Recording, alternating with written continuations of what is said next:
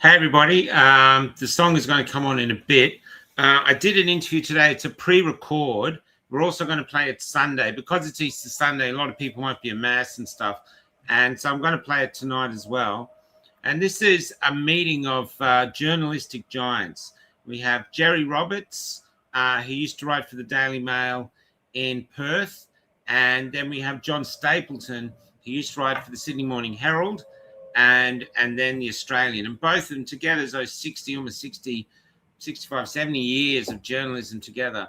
And they come from a time that no longer exists.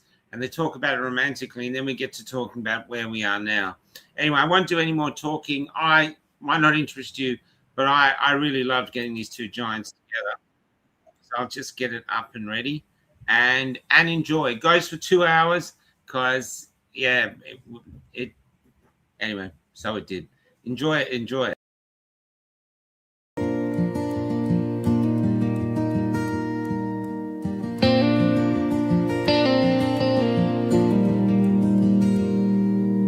Chang bought a van and decked it out, showed us all had all he needed. Could park it anywhere, free as a bird. But when he flew, he found out fast that the great outdoors is a barbed wire fence. I'm not staying here when the shit goes south, and the shit seems to be already here. I've a backpack with all my needs. Trouble is, when I dream, all I find is that the great outdoors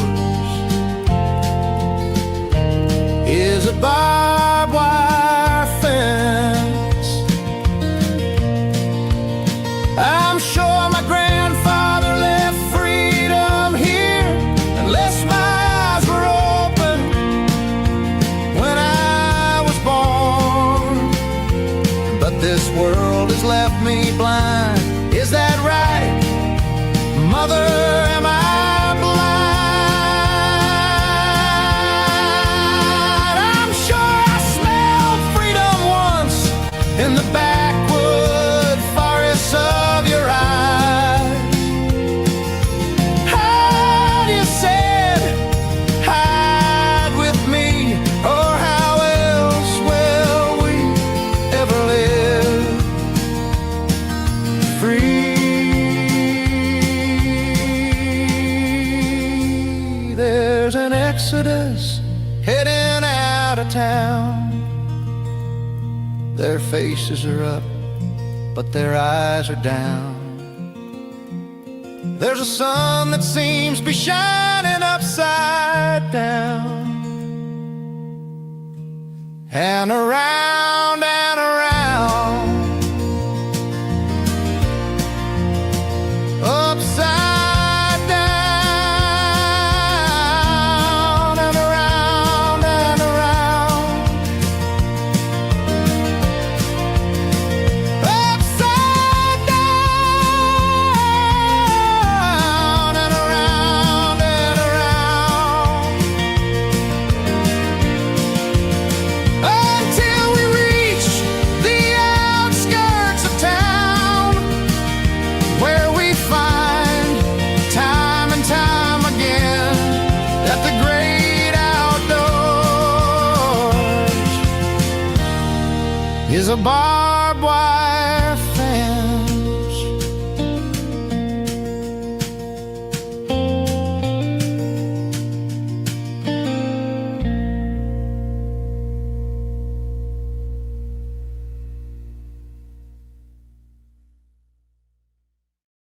I haven't watched the whole thing. I couldn't be fucked. There's so here we are. This is the Prime Minister has given his speech to the nation yesterday, which was like basically a Tupperware salesman who couldn't find the lids. And here we are now we've got these two journalists together. So I'm just going to let Jerry Roberts here introduce himself first and what his pedigree is as a journalist, and then we'll get John to do the same, and then we'll start the questions. So, Jerry, what's your history as a journalist? Okay, my first appearance on television, Channel 7 in Western Australia, early days of television, was in year 12 when Channel 7 had a good program. I had a program called A Young Viewpoint. It was an hour discussion with five of my schoolmates who knew we could cure the world's problems. It was organised by Darcy Farrell, who was the news editor at Channel 7. Channel 7 was part of WA newspapers, so it was a very, very powerful monopoly position in West Australian media for many years, and still is. But in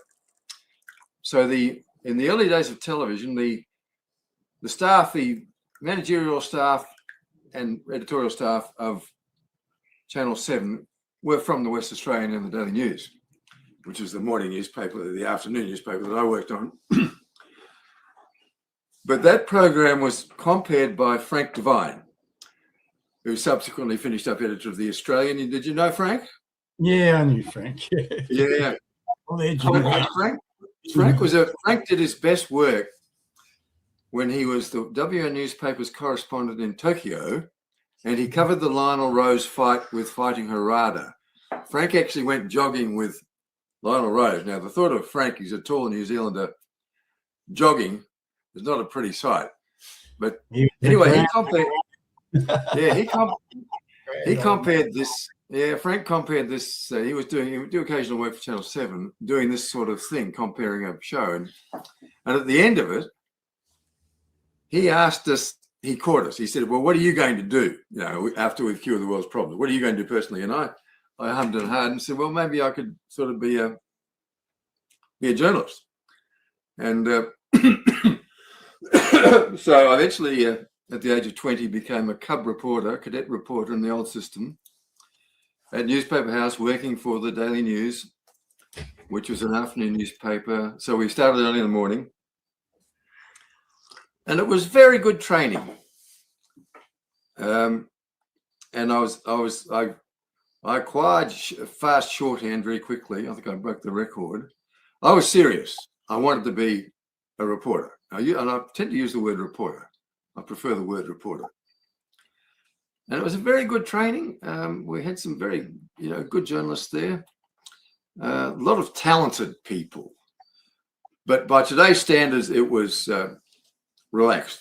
There was a lot of, it was, we worked hard and played hard, and it was informal, and I loved it, basically. So later on, I was still a young man. I was in and out of the sort of chief of staff's office, but preferring to be on the road. And the cadet counsellor, as he was called then, this was before journalism had university courses and all this sort of stuff. That's interesting, Sue. It was a cadetship. You trained on the job.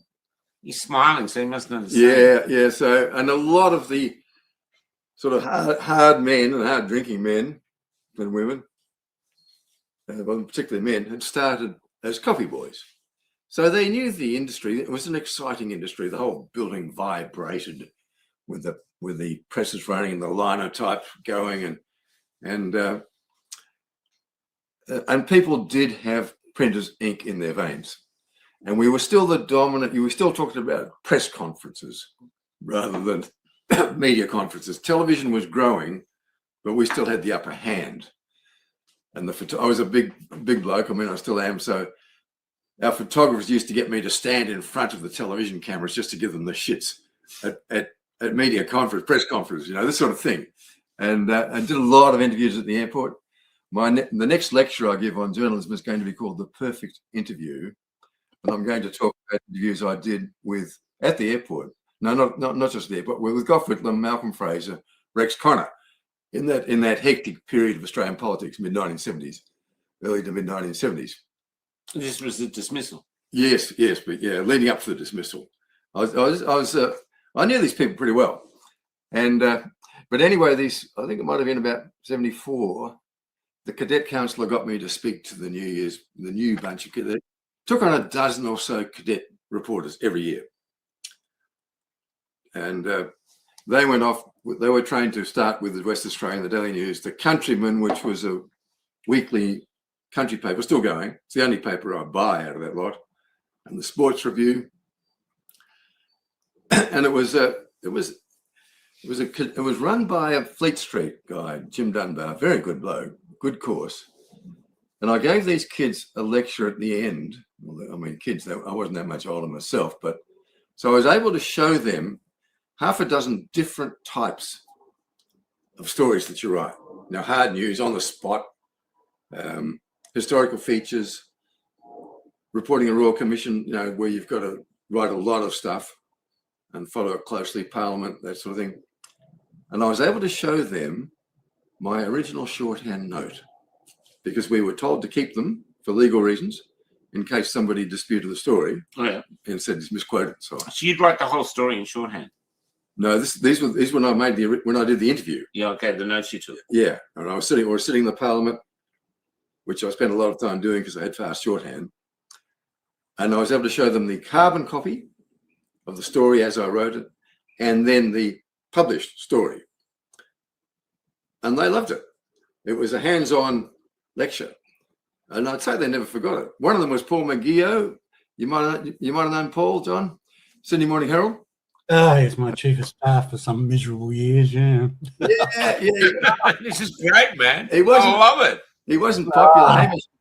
Hamish MacDonald stayed with me in the north, and he wasn't happy about Paul McGeough anyway, but Paul was a good reporter. And but the bloke who asked me the best question was Ray Wilson. And last time I saw Ray, he was sports editor of the West Australian, looking fit and suntan, playing a lot of golf, enjoying life. But he asked me a brilliant question about why I'd use the words non-violent instead of gentle. Brilliant question, never forgotten it. I thought this coming from a kid looking at this detail, that's very promising. And I couldn't really answer it. And I can't, as a playwright, you'd probably understand this. Yeah, that's right. Words are important. When I started thinking about it, and Jim Dunbar sitting next to me, I said it was probably to do with the rhythm of the sentence. And but a bloody good question. Yeah. And as a guy who writes, but there's a poetry to sentence. As a guy who writes that, you would understand that. Yeah. But I hadn't thought about it consciously. Yeah. So it was a brilliant question. And so the whole that was the start of it. Later, and then I went sailing around the world, and then I worked in government, the Department of Industrial Development. I would have seen the inside of every factory in Western Australia. So it was technical writing. I was writing about industrial processes in language that people could understand, the general reader could understand, but which could give it enough meat to people who were interested in it. Who might have been buying a machine. Yeah. So, and of course, recently, when this bloody COVID business started, which I found hard to believe, we finished up starting another newspaper, which I didn't start, but I've contributed to it all along. And one of the beautiful things about it, I think what happened, John, is that a lot of people needed something concrete to do, not just sit at home and whinge about the useless ABC and so on. So people can get involved. I mean, they can go and buy newspapers and leave them around local shopping centres, which I do too. People were looking for, and they still are looking for something concrete to do rather than go to protest meetings and so on, where the government's not, the institutions are not going to listen to us. So we're looking around for practical things to do. That's how this newspaper started. We managed to keep it going. Light. So people, you're talking about the Light newspaper. Yeah. I was helping. I was doing some marketing for them yesterday. I haven't put it out yet, but it was just, I said to them, you should say this is the Light newspaper by the people for the people, because just people are writing for it. It's all volunteer, basically. People are printing it, people are packing it, they distribute it. It goes out. Grandmothers in country towns buy 500 copies and go around their town distributing. it's actually a really beautiful thing, you know. So we want to capture that. But John, why don't you come from? You've heard Jerry. Just I know that your background, but just tell us your background, because your background's great, and don't miss out the fact that you got down to the cross and you're partying on, and amongst all that beautiful chaos, you became a reporter, man.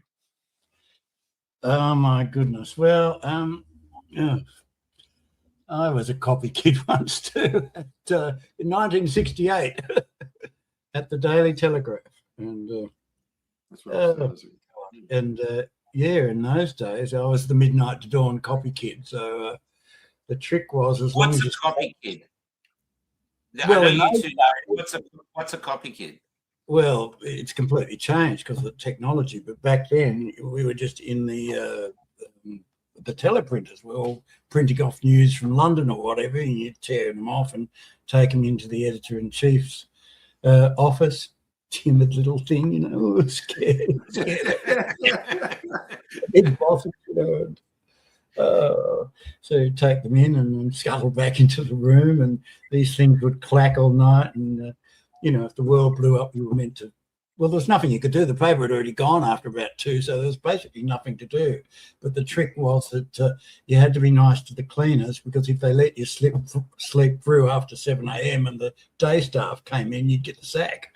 So you always had to be nice to the cleaners, or they would let you sleep through. And if they took a dislike to a particular copy kid, they'd just let him sleep through, because there really wasn't much to do after about 2. So being an earnest young thing, I'd be sitting there reading War and Peace on top of these machines. Or, you know. What attracted you to it, though, John? What kept you in? What was the thing that drew you in? Path was to go and be a journalist after you were a copy kid. And I was asked, do I want to become a journalist? I said, no, I want to go to university. And so I finished, because I'd already left home long ago, and so I finished high school by correspondence, and when I left that job, I went to university, and because I wanted to understand the world and everything about it. What did you study? That it's like everything else you can do. You have to jump through a series of hoops, and then you're there. But what did you study in university? Philosophy and anthropology, because there was no sociology at the time, and I thought that it was really important to understand the contemporary world, so I wanted to study sociology, but they didn't have a sociology course. They had anthropology, so it was an element of that. So that's good. And I was better known in the bar than the academic corridors, so unfortunately. So it wasn't the most illustrious of academic careers, but anyway. But the one thing I got out of it really was that I'm not intimidated by people with degrees. And I would have all my life felt inferior that they knew something that I didn't know. And so, they've just jumped through a whole series of hoops. And as we can all see, never stand between an academic and a grant, whether it's vaccines or climate change or whatever, multiculturalism or, the academics will be all on grants pouring out to, look at that Inman grant and the academics that have been funded for the social media ban for under 16s, and now they're on lamenting that it's not working very well. And can I go back though? You did that course. What drew you back to journalism? Why did you want to be a reporter? Oh, I always just liked writing. I just was an eccentric little kid that liked to write. And when I was 8 and 10 years old, I was sending off stories to Reader's Digest and getting endless rejection slips and all of that, but I kept but I always liked to do it, and then I discovered that you get published in the local university magazine, and then the first money I ever made was in '72, and I co-won a short story competition about a particularly drunken friend of mine who was drinking himself to death, and then I discovered that writing for the rock mags and so on, Roadrunner particularly, and Ram and all those mags, that they didn't pay very much. In those days, because you didn't have the internet so much, these other little magazines were a way to survive or a way to make some money as a journo. because they're actually looking for stories. A number of, don't ask me to name them, but I've seen that story a number of times with other journalists saying, you know, that they basically started off in the rock mags, and because they're always desperate for copy, they don't pay very well, but you get your name out there and you get free records and free concert tickets and things like that, and it's all great fun. So it's yeah, so it was all great fun. So I did that, and then I don't know. I started freelancing for the Fin Review. There was an art section on the Fridays. This is like early 80s, and then they were really helpful to me. Actually, they really taught me how to write for newspapers, and went way out of their way to help me. And I started freelancing. What was the difference? Sorry to interrupt. What was the difference between writing short stories and writing for rock mags, and writing for actually writing for journalism? You know, actually being a reporter. What was the difference in the writing styles? Oh gosh, I don't know that I can really articulate that, because a lot of the short stories were actually true stories. They were just vaguely fictionalized. So yeah, okay, yeah. So you basically were doing the same thing. My discovery really was that you could go and interview anyone you wanted to. So, like I interviewed Joseph Heller, who wrote Catch-22, and Norman. No way, man. Sort of people. Anthony Burgess, you know, he wrote this huge. What was he? Just slow down a bit, because I want to talk to him about golf. What was it like interviewing the author of Catch-22? What was he like as a person? Oh, well, by this time I'd wised up. You know, I was living in London, and, you know, being from Australia, you'd always be put in at 9 a.m. You know, it was easy. All you do is ring up the PR person and go, you know, I write for the equivalent of I wrote for the Fin Review, and I said, I write for the Australian equivalent of the Financial Times, and I'd like to interview Dirk Bogart or whoever. And they would go, oh, yes, yes, he has a spot at 9 a.m. And sooner or later I realised I was only getting put in at 9 a.m. for because I was from Australia and wasn't a very significant player in London. And then so Joseph Heller, I rang up the PR person and said, I want to interview Joseph. They're always available when they're flogging product. So they used flogging some little doll book it was. But anyway, and I said, oh, haven't you got any other time? Nobody wants to be interviewed at 9 a.m. And she sort of laughed and said, well, I can relate to that. And she said, look, he's booked solid. The only spot he's got is at lunchtime. And I went, oh, yeah, I'll have it. She said, so I ended up going to lunch with Joseph Heller in a very very elegant restaurant in the middle of London. And he couldn't have been more charming. You know, he just wow. You know, erudite and charming and nice to me, because I was young and from Australia, and they all think Australia is very exotic, you know. And and they like Australians. Yeah, Salman Rushdie. I interviewed Salman Rushdie in the same house he wrote. Good, that's great. You just you could access all these people just because. Do you think Salman Rushdie was someone who liked to write just to sort of poke the bear? Because I heard his second book was going to be Buddha, the Big Fat Pig. But I just always wanted to do that joke. But what was he like? Was he scared of what was coming? Was he? Yeah, he was a guy that liked to write. So I'm sitting there interviewing him, and the only other book he'd written before Midnight's Children was a thing called Grimes, I think it was called. And it was a science fiction book which sold almost zero. He was a very wealthy man, so already, you know, and lived in this absolutely gorgeous 4-story, you know, the maid opens the door and this sort of thing. And we're all from Australia. We're all living in squats with zero money, you know. And that was very grand to me. But he was completely charming, and interviewed him, and he pointed to the house that's the centre of Midnight's Children, and which he had a picture of, and he said, and he was very nice. And he rang up the PR person afterwards and said, that's the best interview I've ever done. And I thought, it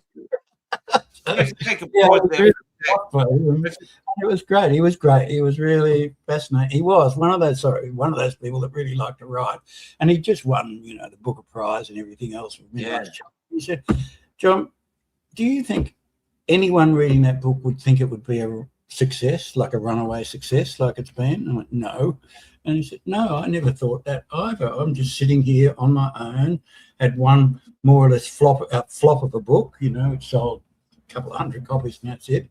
And I wrote this book, and then bang, he became world famous. And yeah, he was one of those people who just loved to write. And Can I just take a pause there, though? And just because we've got the two journalists here, what was it like interviewing Gough Whitlam? I just want to have a mix because I just sent you a picture of me with Gough too. Yeah. What was it like interviewing Gough? I'll not just Gough. I mean, I knew Gough from a way back, just through the family. He first had dinner with us in early 1960s when he was deputy leader of the opposition. Okay. And the nice thing about Gough, and when he died, a lot of people commented on this. John might remember, he was very good with family relationships. Every time I saw him, even if it was just for a few minutes, he always asked after my dad. Wow. And a lot of people remember that. It was a nice thing about Gough. He remembered who you were, who you were in your family and so on. I liked him, but I had the same experience that John's had. When you're meeting people at the top of the game, like Joseph Heller and Salman Rushdie, and you're a young reporter, you know fuck all. But they are absolutely charming. Yeah, almost invariably.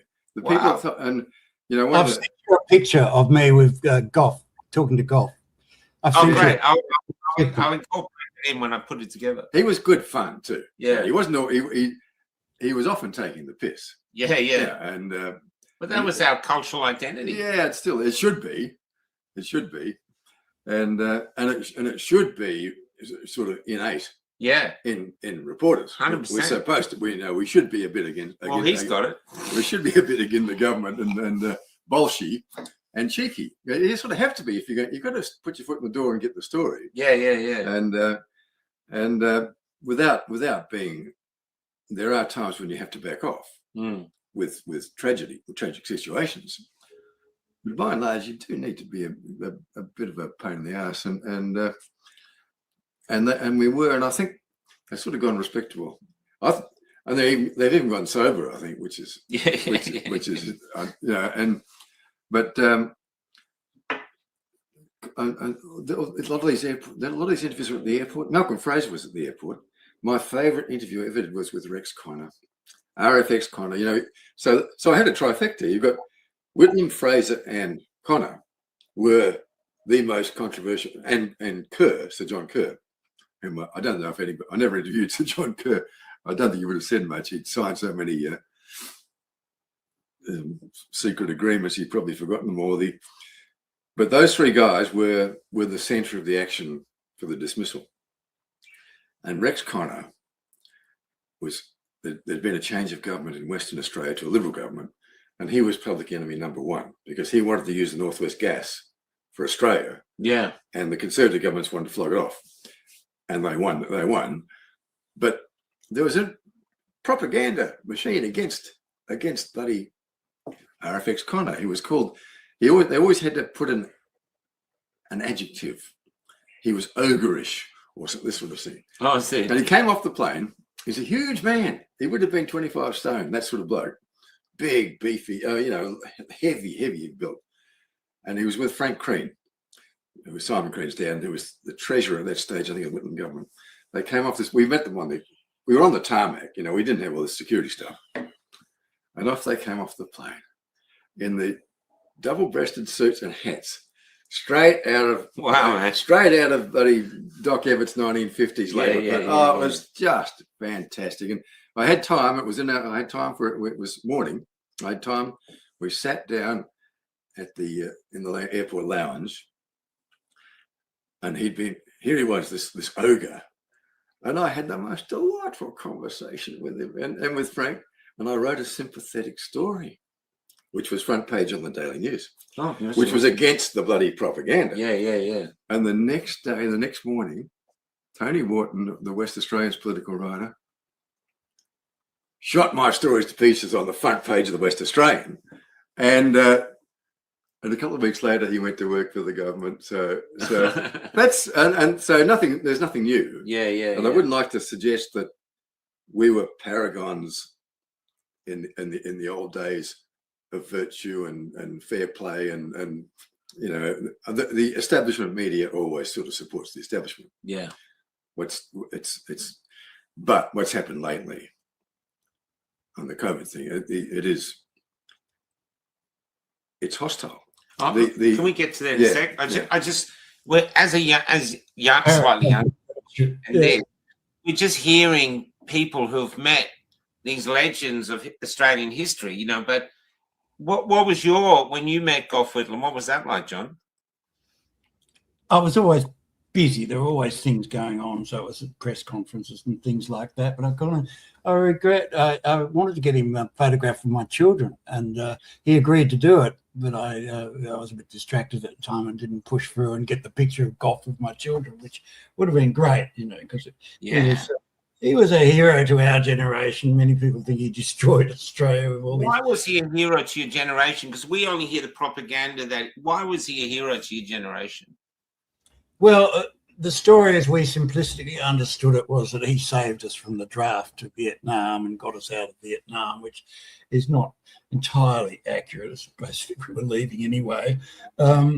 But we attributed that to him and to the whole multicultural thing. We all loved that, and the whole, you know, being open to gay or bisexual or whatever. We all loved that. It all just seemed so wonderfully progressive, you know. And the last thing anyone of my generation wanted to be was a conservative, you know. So, you know, he was a visionary. Well. You look back, he seems about the conclusion. He's the man that created the family court, one of the most disruptive, ostensibly corrupt and hideous institutions ever created in this country, which no politicians ever had the guts to undo. And it's created havoc across the country. And you will find one bloke after another disillusioned bloke whose life's been destroyed by that disgusting institution. So he did a lot of enormous harm. The absolute flood of immigrants that you're getting now, which has destroyed any core cultural identity in the country, all began with Gough and is now being accelerated out of all control and creating enormous infrastructure problems and identity problems and all sorts of issues. So a lot of the stuff that he championed has gone bad, you know, the whole feminist thing that was so wonderful now, you know, the Democrats, as they're called, of Canberra, you know, enacted policies which are essentially destructive to any normal family formation. So there's been all sorts of things which have totally backfired. What about and this is to both of you, that like there's a lot of people in the movement say it was Gough and Hawke that changed the Constitution without a referendum. Was that true, or is that just a myth that's come back from there, where they removed the Queen and they removed the Queen, put the Queen of Australia? There's all this conjecture that they changed the referendum, they changed the Constitution without a referendum. Is that true? Did you guys notice that? An answer to that, do you, Jerry?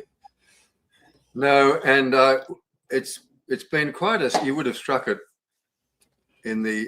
It's quite a significant thing within the freedom movement. The people who like this guy has just been shot. Des Freeman. Yeah, I haven't brought into it, and we've really sort of kept it out of the paper too. Because I don't think we're dealing with a technical problem now. I don't know about that constitutional point, and I don't think it matters. But surely, if it did, it would have been big news. It would have been hard to hide that they're changing the Constitution without a referendum. Surely, somewhere it would raise some alarms, and so that's what makes me think: did it happen? Because I don't know. I don't know the answer to that. Well, let's go. I can tell you a story about paradigms of virtue. Yeah, go ahead, and then I'll get on to the question. Go ahead. So I'm at the Sydney Morning Herald. This is in the mid 80s, 1980s, and I've gone on staff, and I'm getting a great run. One front page after the other, or getting a really good run. And I've just been on some trip around the place and come back, and you got $100 a day to be out of the office. My brain was in overdrive, so. Back, and I'm just sitting there typing, another story, concentrating, and this really senior journalist there comes up to me and blooms down at me and goes, "Mate," like he really wanted to have a go, "Mate, under no circumstances, literally, mate, under no circumstances do you ever give back a single cent of your expenses, or you'll make us all look bad."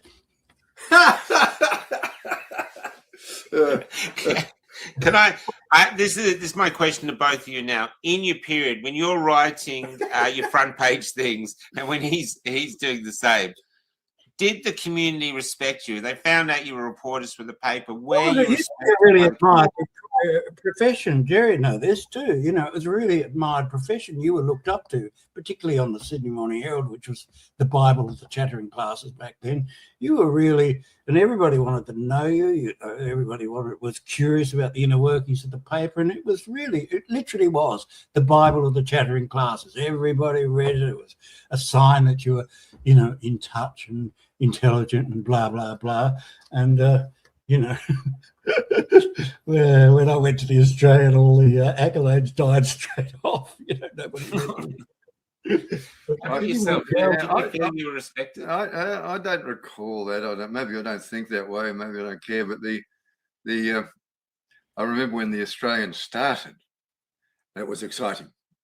It was a big deal. Bob Duffield, West Australian. You would have known Bob. Great guy.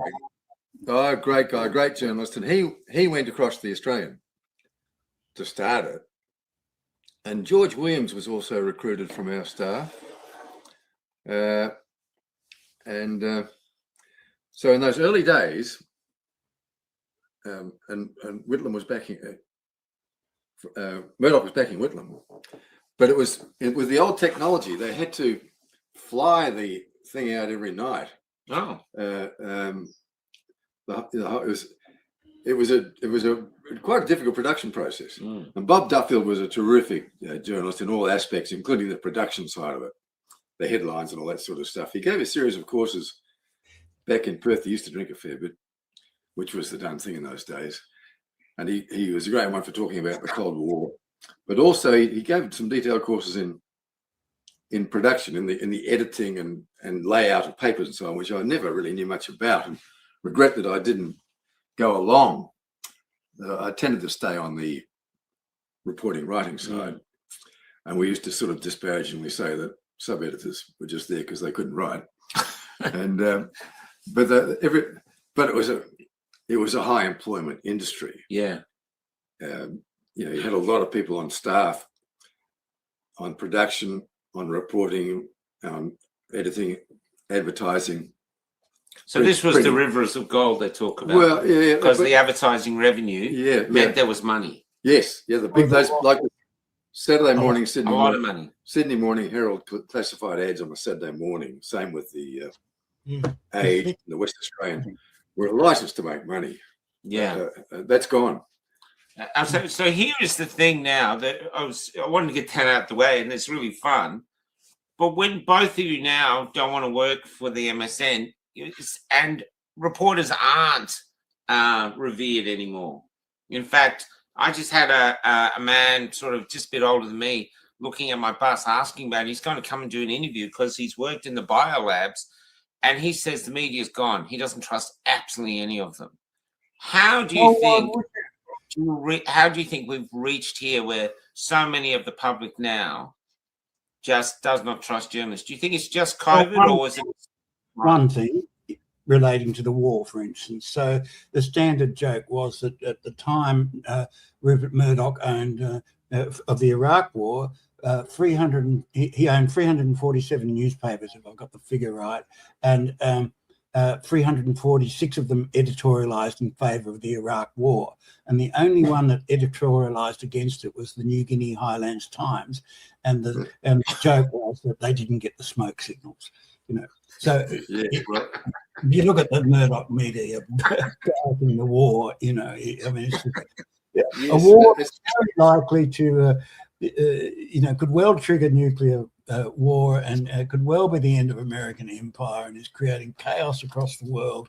And there's the Murdoch empire, rahing for it, raising not a sliver of doubt. So he really had power to go, we're not doing that story, we're doing this. He'd actually influence his power, or was that just the culture of the paper to favour the government? It's the censorship, if you call it that, is in story selection. So there's, you know, say there's 100 stories every day. You pick 50 or 20 or whatever it is. And so they'll tell you to go off and do a story. They're not going to cancel the story. They just don't run it. So they're not running a whole range of stories that are raising doubts about this Trump's behaviour, the bombing of Iran and the thousands of dead and the chaos across the Middle East and so on and so forth. So that's where it comes in. So it's power. And he appoints the editors that do his bidding. That was the whole thing of guarantee, you know, when he bought the Wall Street Journal for a massive amount of money, the whole guarantee was there would be no editorial interference, which of course there wasn't. He just sacked the editor and put his own one in. Bam, job done. And those editors are very well paid, millions of dollars a year to do his bidding. Yeah, I haven't been closely involved. At one stage, I was going to take up to be the West Australian correspondent of the Australian in the fairly early days. That would have been still in the 1970s. And I'm glad I didn't. So I've never actually met Murdoch personally. And I remember a little, you know, a humorous piece that Frank Devine wrote about the impossibility of not working for Rupert Murdoch somewhere along the line. I never have, so I'm a Murdoch virgin. But that does appear to be how it's done. You don't have to directly be telling your editors every day what they're going to store. They know what you want. They know exactly what you want. Yeah, you don't. And the people start. The worst thing is self-censorship, of course, when you stop. And it's also, you know, look at the Murdoch. We'll look at all their coverage of the vaccines and the absolute lack of coverage of the damage that they did, and nothing else compares to that level of censorship. And it's all just driven by the advertising. It's just driven by the dollar. They can't, you know. Plus, the Murdoch empire is heavily invested in vaccines, so they're not going to run They're happy to run anti-lockdown stories because it makes the Labor government look bad. But anything on vaccines, you won't see a whisper of it anywhere in the papers. Nothing. And we all know there's one story after another. Yeah, I just did one yesterday. I've got another one. We've got another 3 coming up. Did you meet Murdoch? I got stuck in the lift with his son one morning when I was really hungover, really dishevelled at 7 a.m. in the morning. I'm stuck there, and he's got all the grace, money, and charm that money can buy, you know. And there I am,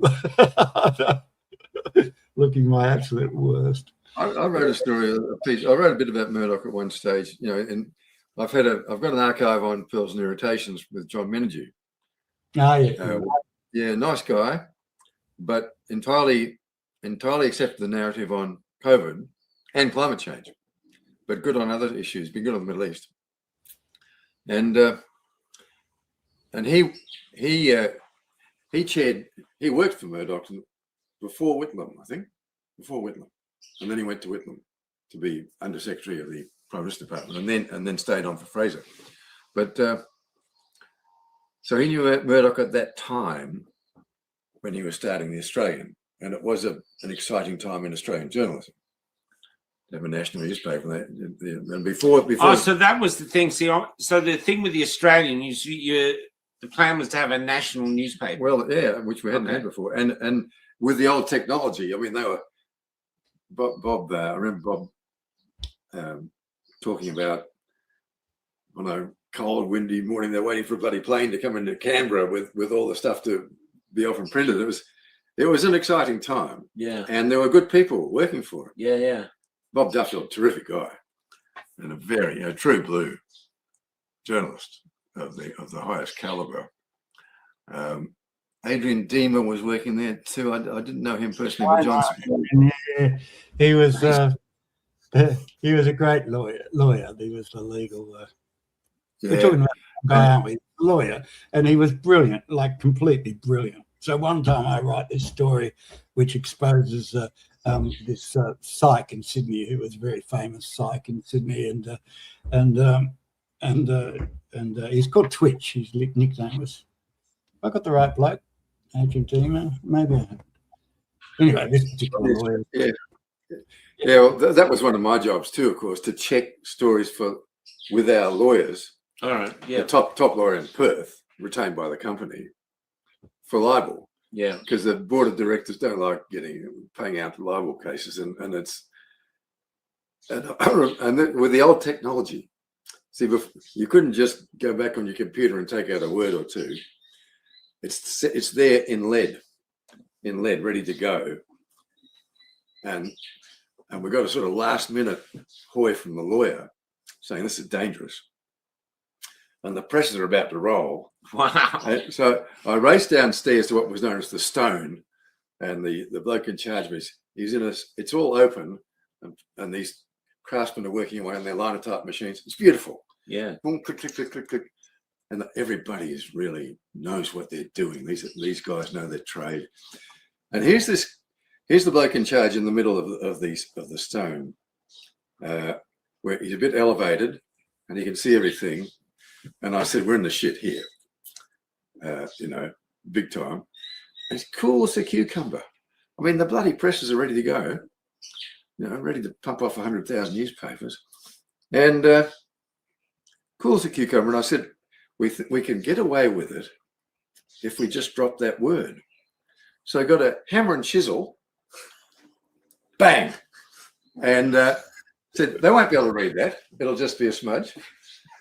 Just as cool as a cucumber, like he was, having a cup of tea in the garden and a smoke, and that's a happy memory of working with people who just know their trade. That is great. Yeah. Well, what about the advent when computers came in? How did that? And another question, John. Did the Australian reach out to you because you were doing so well at the Sydney Morning Herald to come to the Australian, or did you feel like a change? Oh, they were having another one of those, what do they call them, the Soviet style, get rid of everybody who moves at Fairfax. A purge.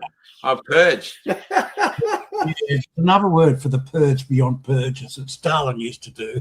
They say he was preparing for one of them just before he got killed or died or whatever.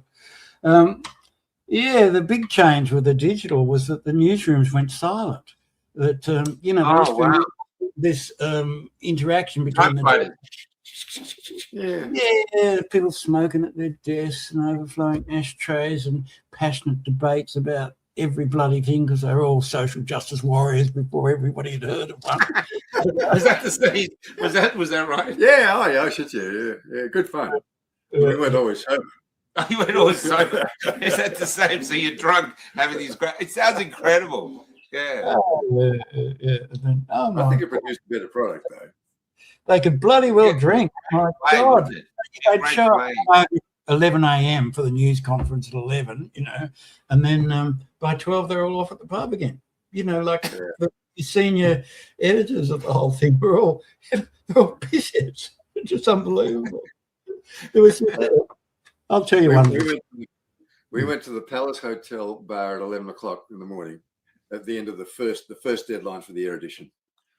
And the leader of the push was Jungle Jim, who was the chief sub. And as a cub reporter, I was a bit scared of him. He was the old school, came up as a coffee boy and really knew his trade. And then he sort of stepped sideways to have life a bit easier. He was a sports editor. And he was a great guy. And but he a heavy drinker. And his doctor told him, if you go on drinking, you're dead. Yeah. And so he started taking bets that he could get off the piss. Now, none of us thought he could. So he piled up these bets. And he went to 11s from then on. drank Clayton's tonic, got fat, and laughed at us, you know. So, but the 11s was such a good session for the newspaper guys that everybody in town wanted to come along too. And Norm O'Neill, the great cricketer, when he was in Perth, would come along, and there was Bill Beecham was a regular. He was a film critic and so on. And it was just a warm, happy, just like a pub should be. You know, it was bloody lovely. The barmaids liked it. Everyone liked it. And then you had to go back and work. do some more for the next edition. Save the world while you're drunk. Ah, gee, yes. Does that resonate with you, John? There was a pub just near the old Fairfax building on Broadway, and there was the paper decided, you know, it was it was the 80s, and, you know, suddenly everyone was green and environmental, so they decided, we better get an environment writer. The Farmers Federation was so desperately to try and get their view across, they bought shares in Fairfax. But anyway, so they named the local beer garden the Glasgow Gardens after Joe Glasgow, because he was a grand old man with, you know, straight after the news conference, off for a whiskey and cigarettes. And some very bright young greenie shows up at my desk one day, desperate to get some, you know, some environment story in the paper. Earnest, bright, clean-cut young thing. And I go, oh, yeah, I'll introduce you to the environment writer. So I dragged this poor kid over to the pub, sitting in front of this, you know, living legend, you know, wreathed in cigarettes and whiskey. You could see the guy's eyes just going, oh, my God. The environment writer. And Joe had stumbled back from the pub about 4 o'clock, bash out his story and go back to the pub. So can I ask, I mean, it seems pretty evident. So when the computers came in, and then after them, that's like the same time when the internet was starting, was this really the death knell for newspapers, even if it was a slow burn? Was this what it was, that, you know, there was too much competition, people were advertising less, there was less money? What happened? How did we get from, because that sounds exciting. I mean, no offense, it'd be fun to just be there. But now here we are. And, you know, we've had some of the most shit reporting.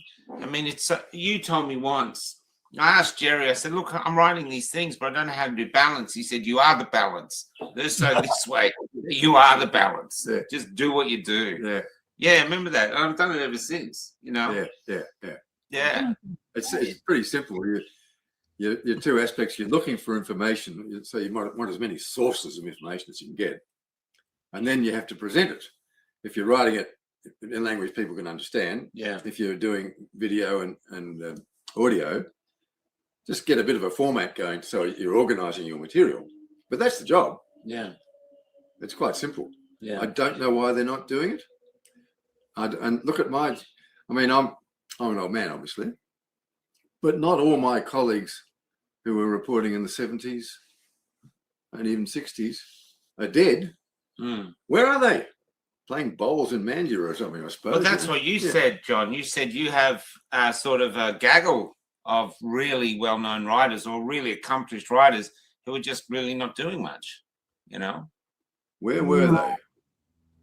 They're not doing much, and they've all rallied around the, you know, the Whitlam progressive sort of kind of view of the world. And, you know, when that doesn't fit, they cling to things that just don't make sense anymore. So I don't know. It's just. So what, like the stuck in story, they just haven't grown because the world at the moment, look where we are in Australia now. Our Prime Minister came up yesterday with an address to the nation. All of Australia walked in, and it's like, I think I said to you before, in the porn industry, it's called a premature ejaculation because fucking nothing happened. We're like, what? You know? And what a staggering bullshit that was. I mean, that was just like, I was watching Harvey and what's his name? Rukshan's podcast on it. And, you know, they were just like, well, what are we going to do now? They booked in for hours of, you know, staunch debate. And it was just, what a crock. I don't know who advised him to do that. It's a softening up process, probably, for worse to come. Yeah. But it was just, why would you do that? Do you think that when you But when you see these politicians now, like Dan Andrews, Jacinta, your guys here, McGowan, what's the new one you got? Roger Cook. Roger Cook. He was the guy who was a gunner, who looked like an ice addict. No offense. We never saw journalists really attacking them, really challenging them. It's very rare you see it. Now sometimes you see it in the politicians. How did we get to here that the journalists... The corporatization of news and the sense of news has been a long story. It's slow in the making. So there's a book back in the 1990s called Flat Earth News that talks about the corporatization of news, how the merchants took over so they become product and they're flogging politicians. And all the sort of small newspapers, most of them have died off. So you don't get the Daily Mayhem, and then you don't get that channel of great talent going to the major newspapers in the cities, and it's just corporatization. It's just, and nobody's got the time anymore. You know, if you're a young journalist now, you're expected to churn out 3 or 4 stories a day. At the end of my mainstream career, I was considered lazy because I point blank refused to do more than 1 story a day. So anyone can copy and paste a story. That's all the Canberra Gallery does most of the time. But, you know, you hired me because I could write stories. I'm not going to write 1 a day. It's fair enough, man. It's shocking. No, you're just regurgitating crap that you fed. Yeah. So, and because you're regurgitating it, I guess you're not challenging the sources because you're taking for granted the other reporter's already done that. No, let Jerry talk. The one I remember I did this story. The government proudly announced that they were now monitoring eBay for anybody who might be on a pension or something and was selling a speedboat or something. Anyone that was selling something that you know, they shouldn't be on eBay. So I asked the question, well, how many staff have you employed, and what is it going to cost you to survey everybody's Facebook and eBay pages and everything to make sure they're not selling an asset that you do and they're not entitled to have that cash? Because, you know, they're impoverished and on a pension. So I'd simply ask the question, you know, how much is this going to cost? Are you spending more money than you're collecting, and is this really worth it? And the PR woman at the other end was just really quite indignant. She said, but we've issued a press release. Right? Yeah. Yes. Yeah. And these are my questions. And in the old days, when you rang up, the PR people, they were really keen to help you because they saw themselves as part of a democratic function. That the fourth estate was a really important element in Australian democracy. And Kate McGregor, for instance, was a great press secretary, and she would always make sure you had everything. They would make sure that all your needs were met. You had the information, the questions, everything. They saw it as a serious function of democracy. Now, of course, it's just... It's the same thing in the government, in Parliament. When I worked in the Department of Industrial Development, writing speeches and press releases and so on, and promoting local manufacturing, which I remain interested in, so I think it's important. When a question was asked in Parliament by a member of Parliament to the minister, we took it very seriously. You know, the whole department jumped to attention. The parliamentary process was respected. It's treated with contempt now by government. You know, they just give a Dorothy Dix or you know, basically tell people to get stuffed, and it's a limiting question time. So the whole parliament has been brought into disrepute the same way as the media have been. I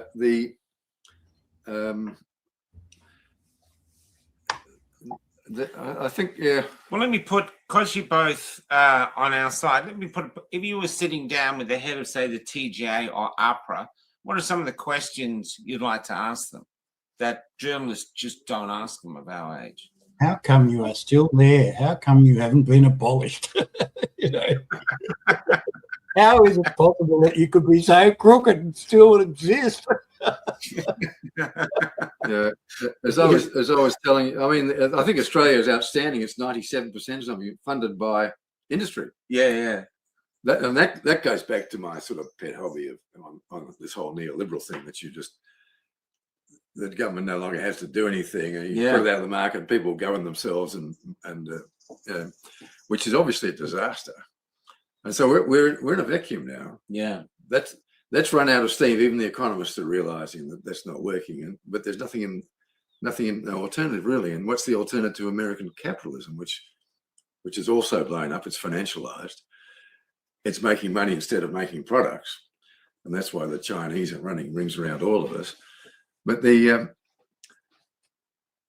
the TGA, this I was telling you yesterday. I want to interview Rainer Fulmich. Yeah. Who's in a German prison. Yeah. I've done him twice. Have you spoken?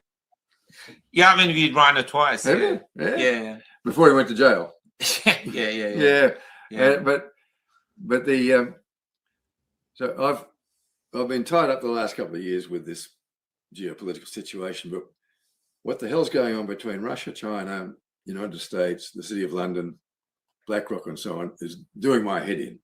So I'm going to get back to the COVID-19 story, to three legal aspects of it. The aspect of it in the West Australian Parliament where legislation was put into place 10 years ago, 10 years before it all started, even further, which actually made it very hard for our judges and magistrates to overturn the mandates. So it was pre-planned. Wow. The second aspect is Aaron Siri. Have you come across Aaron Siri, the American lawyer who's written a book called Vaccine? He works for Highwire. He's the one that challenged. Yeah. Well, he's so that takes us back to that 1987 Reagan legislation, which gives immunity to prosecution against vaccines. I mean, if the Ford Motor Company makes a truck with lousy brakes and kills someone, they get sued out of it. But if the vaccine kills 1 million people, But Rainer reckons that if you prove intent, you can get around. So there are three aspects to this. Oh, so if you can prove that they knew it would kill someone. Intent to harm, you override that 1987. That's what I want to talk to him about. And he's in jail. He's in jail. He's in jail because they know bloody well he's a damn good lawyer. And he'll legislate. He'll take their socks off. Can I just have an injection? When I met him, this is how I met him. So I'm in Portland, and I put out a call to interview him, and suddenly I get a call and say, "Yeah, he can be interviewed in half an hour." I'm like, "What the fuck? You kidding me?" I'm like, "What?" And so I was running around Portland to Victoria, trying to find anywhere with Wi-Fi, and I found this pub, and they let me at the back of there, and I'm setting up my computer and this, and then I'm going to interview Ryan. I'm thinking, I've got no questions, I've got nothing. I'm fucking, but he was, like you said, charming, gracious. At one point, my internet went down. I'm like fucking crazy to get back on because I've been kicked off, and he's still there. And he was talking to another guy that we had on, a lawyer, and he was just so lovely. That really astounded me. I was nothing. I was a guy in the small country town. Yet in jail. What's the charge? I don't quite understand. They reckon that what they reckon is that he was getting lots of money coming in, and he basically took away some of the money. Basically, pocketed some of the money to pay off something. I personally, when I met him, I thought, well, from the work you've done, you're obviously loaded. And I didn't get any of that across from him. I judge people as I met them. I thought this was a really brave, wonderful, determined man, and he was absolutely fixated on rooting out this evil, and the evil consumed him. But let's get back to information. Sure, sorry. Just my little bragging spot. Don Lipscomb was a West Australian financial journalist, sort of a little bit older than us, but he had a newsletter, Western Australians Report, and Don used to say that there are about 5 people in any town who know what's happening. Oh wow! So your job is to find those 5 guys and develop a relationship with them. But this was the going COVID, and it's happening again with the ABC, Channel 7. The establishment media. I did an interview with you, nearly 4 years ago. Yes, you did, yeah. And you raised the ABC Yeah. Why the ABC? Four corners. You sort of expected something better. At least a debate. But so Rainer Fuellmich and his German Corona Committee were one of my best sources. They did about 5 or 6 interviews every Friday night German time. Yeah, that's right. They improved their English translations with the whole range. The top scientists, doctors, people with the cold face, undertakers.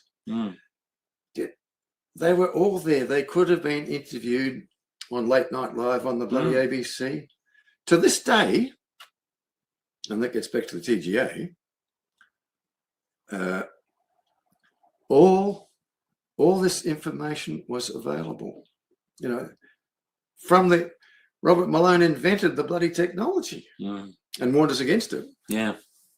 And same with the PCR test. Mike Yeadon was vice president of safety for Pfizer. He was warning, still warning us against it. So these guys have been censored. So we're dealing with something very serious. Yeah. As far as the mainstream media. It is amazing that the backlash has been so minimal, really, for what is now broadly accepted right around the world as a fraud and one of the worst medical scandal in history. A mate of mine just got another shot. I'm just talking to her. Oh, yes, I'm up to date with my boosters. And you think, what the heck? It's just well known all around the world as a fraud, and a very, very profitable fraud, of which the Australian government was part of. And why is there... Can I tell you what? Sorry, finish, Don. I think it's because people have learned to distrust the media, so nobody's watching the media. They've become news-averse, and it's a very news-averse population. Most people, I mentioned to someone yesterday, the Prime Minister, Anthony Albanese, is giving us, an address to the nation last night, and I said, oh, is he still in power, is he? People just don't follow it at all, And No. They just don't, I went down the last election and go, down to my local cafe where there's some real movers and shakers in the area, running big businesses and so on. Go, well, we've got a new Prime Minister. Oh, who is it now? They don't care. Whoever they are, they're going to rip you off. Can I tell you what was interesting? When we were going around with the first tour and interviewing people town to town, Channel 9 actually put out a statement that they were going to get a bus and get some reporters on there, and they were going to go town to town to interview people about their COVID experience. And we were thinking, oh, that's really interesting. I wonder if they've been inspired by what we're doing. But we just used to put the mic and we never edited anything. And my joke was saying their interview will just be cut, cut, cut, cut, and just nothing. But we were in Albany. We came, that's when I met you. And we went down to Albany. We'd reached out to, there was a guy called Dr. Nino, who's a cardiologist from South Australia. He loves Big Pharma. And I said, well, look, come on, we'll have a debate. I couldn't get any doctors to come on for a debate except for Dr. William Bay, who became very controversial. And he and I basically had this debate. I was in a storeroom in Albany with all these people behind me in the dark watching. As far as I know, that was the first debate between a pro-doctor and an anti-doctor. And it's me in a storeroom in Adelaide. I don't know what the fuck I'm doing. And I thought, why isn't this the ABC doing this? And that's what I thought. We don't have debates on climate change. We don't have debates on anything. This seems to be the strange thing. It really is. It's malevolent. Yeah. In fact, the first story I wrote for the first newspaper, our malevolent mass media. Yeah. And why? How can they live with themselves? Well, that's my thing. These newsreaders, you could chip rocks on their faces. These bloody bitches, and spitting out anti-vaxxer, and that's another story I wrote, because anti-vaxxer good hate speech. Yeah. Get that double X. He's got the double X. Anti-vaxxer. Yeah. And if there's two F's, it wouldn't. Climate denier is not nearly as good. It's too many syllables. So that you can't really spit that one out. There was I was at the shrine where they did the shooting at Rookshon Court. I was arrested there, and there was a reporter there called Paul something. He's got a bald head, and he's still working in Melbourne, and he was Didn't they just announce his retirement? Ugly little Oh, gnome. that's a blessing for the society, because he was the one that broke the story that we, the protesters, were urinating on the shrine. And that's what they used against us. But when I met him in the street, I was going down the street, he was doing a report on a burnt building, and I stopped my bus and I walked over to have a chat. And I said to him, I was very calm, and Kelly filmed some of it. I said, you broke the story about the pissing on the shrine. I said, did you physically see anyone doing it? And he went, no. I said, well, where did you get the information from? He goes, the CEO of the RSL saw it on the CCTV camera. I said, well, so you saw that footage? He said, no. I said, so, and the RSL never released it. He said, no. I said, so you had two stories to report on. One, which you didn't see any evidence of, and you went with that we were pissing on the shrine. But why didn't you do any story about the police shooting protesters as they're running away from the shrine, shooting protesters? And he went, I didn't see it. I go, oh, he didn't see that? Because we saw it. Because we had cameras everywhere filming it. He was too scared to get close. And I said to him, I said, you know, not only were you there, but there was like 50 or 60 professional photographers there who weren't on our side. They were just there for a historic shot to try sell it. All the cops had body cams. The cops also had two teams of things just filming everything. We had all our phones, and Rukshan and a few other streamers were streaming everything. None of them have any footage of anyone urinating on the shrine. But we have footage of the police, and it's a treasonous act. This is not an illegal act. This is an act of treason against the people. The police commissioner, or one of the acting police commissioners in Melbourne, came out with the Black Lives Matter march in the height of COVID, before any vaccines, and said, people allowed to protest, it's not illegal, it's a human right. And the police got down on their knees and saying, at the Black Lives Matter, they would never do police violence again. And then a few weeks later, they're shooting Australians, grandmothers, grandfathers, young people in the back, running away with their freedom signs and stuff like this. We had our heads beaten in on the steps, the group of us that were on the steps, and seriously beaten in. One of them was smashing me down onto the ground with his shield, like I had 6 on me, and smashing me down like this. And he's going, stop making me do this. Stop making it. And the third time I said, I'm not making you do it. I can't really do anything. But the thing was, he would have seen all that. This is a reporter that's just retired. He would have seen all that. And he clearly decided to run with the story the government wanted. And it was the same with the pepper spraying of Mary. We have the footage of the cops doing it. Yeah, and the media went with, oh, it's a man dressed up. We know it's not a man dressed up. We have the footage. I met her. We have footage of her as a woman. She might have not have been the most attractive woman. She might have been a big woman. She was about my age, wasn't she? I think so. Yeah, but she was a woman. You know what I mean? And there's lies, and all the lies, and the media was a part of all these lies, pushing all these lies. And the worst of all, this is what made me start becoming, okay, I just started Cafe Lockdown. But when this incident happened, that's when I thought, that's it, I'm committed to this now. There was an armoured car, which is on the side of my bus.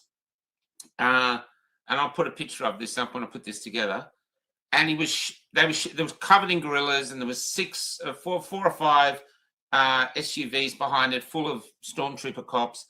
And they were just shooting the protesters in King Street in the city as they came up. No questions, no anything, just there, shoot them like this. And that's where I got shot.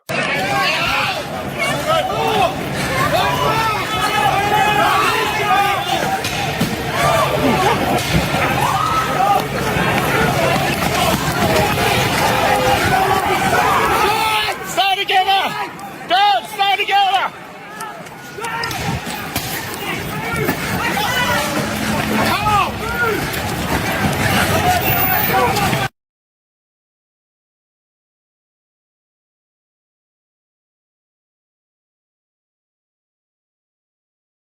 And I came, and all these people running, and I'll play the footage in this interview when I record it. All these footage running. Then you see the armored car. But I came across a Channel 9, Channel 7, Channel 10, a reporter, a female one, doing a live. She's got a mask on, The cameraman's got the camera on her, and I'm begging them. I showed them my wound. I said, I'm begging them, look, they're shooting. The kids are shooting people. They're shooting people. They would not turn the camera to film the armored car. Instead, she was shivering, her hand was shivering, and the cameraman was crying. There was tears down his face. Anybody with 1% journalism in them would have gone, fuck my job. That's historic. That's history. I'm going to film it or I'm going to record it. And they didn't. And when I got home last night, they were calling us anti-vaxxers, rednecks, even Nazis. I'm thinking, we're the Nazis. We're the Nazis. You've got an armored car shooting unarmed civilians who would just have questions for the government they're not allowed to ask, and we're the Nazis. And that's when I realized journalism was dead. And all my respect for journalists. Have you thought about interviewing that guy that got locked up with the hate speech laws for 45-second speech at some rally? I think he's in Perth. You met him? I haven't met him, but there's a young girl. There's a lot of people going to jail for hate speech laws now, I hear. They're just or being challenged. There's the girl who's become a sensation had a sign on a thing from the river to the sea, which is now illegal to say those words, that phrase. I don't know if that phrase is illegal or displayed as illegal. And now they're fucking up because it's one of John Farnham's biggest hits. And they're saying that you could get arrested for singing that song. And so they're blanking out. Yeah. And so people are using it as graffiti now. How could we, and surely this is what journalists are about. Journalists are supposed to, one of their main jobs is to try stop this, is to try hold the government to account. Well, they haven't. To a point where the ABC hasn't. It's all government control. News Limited is completely government, in bed with the government. Fairfax, ABC, they own the ABC. 1.2 billion, that gets me. Imagine if you gave $1 million to the top 1,200 outlets, left, right, you guys, everybody. The top 1,200, just rank them from top to bottom, and according to viewership, gave them each $1 million. Then you would have a really vibrant and chaotic, but vibrant media. Instead, we put 1.2 billion into a corporate basket case called the ABC, who does nothing but parrot government lines, government propaganda. And when did they, government-funded journalists interview government-funded experts? It's just the most tedious non-event. So the question is, in this modern world, what is the relevance of journalists or mainstream journalists if we've had all these terrible things happen to us? They've ignored them. And it's only recently Current Affair did a story on a vaccine injured person. We got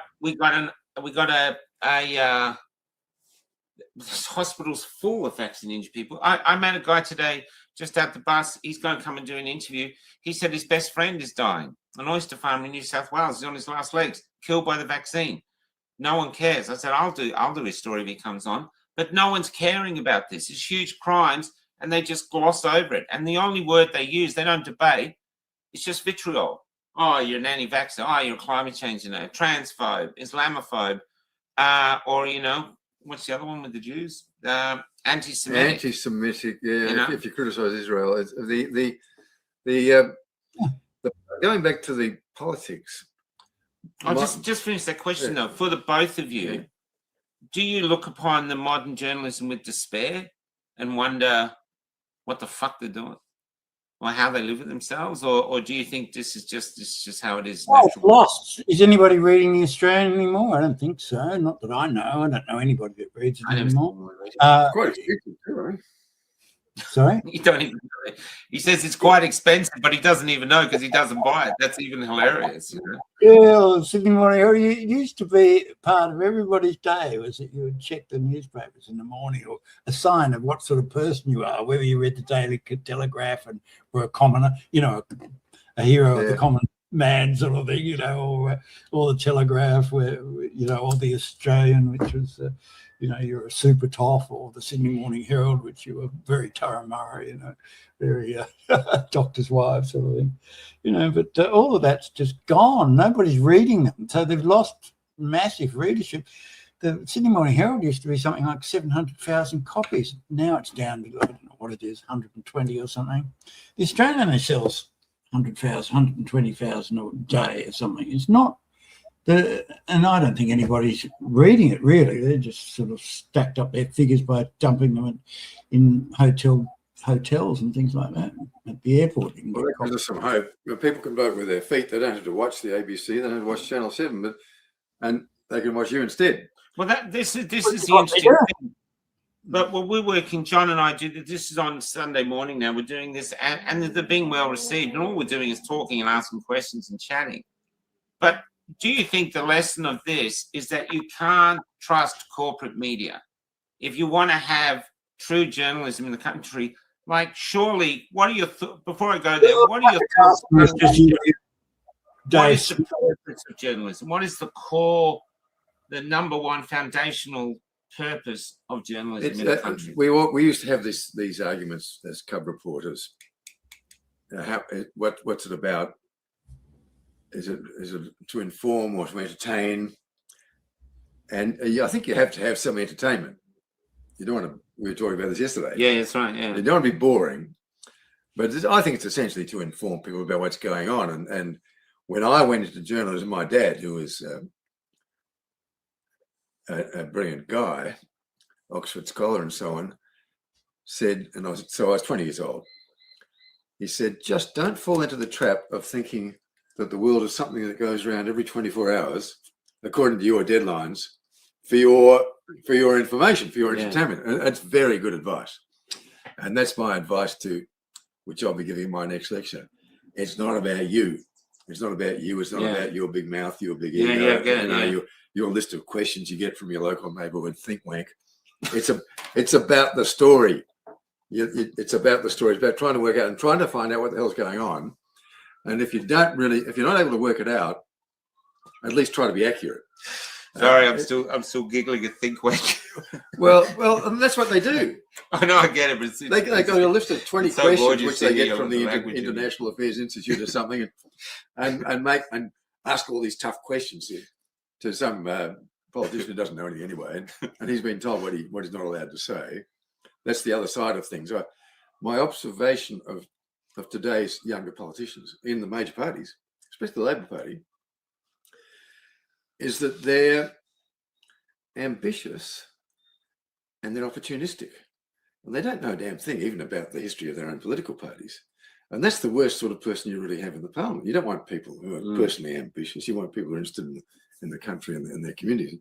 And then there are decent people, and I met them personally at the last election campaigning,